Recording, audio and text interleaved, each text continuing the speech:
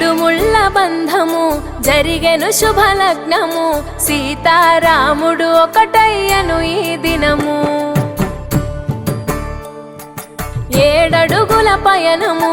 ఒకరికొకరు సొంతము కలిసి మెలిసి సాగను ఈ జీవితము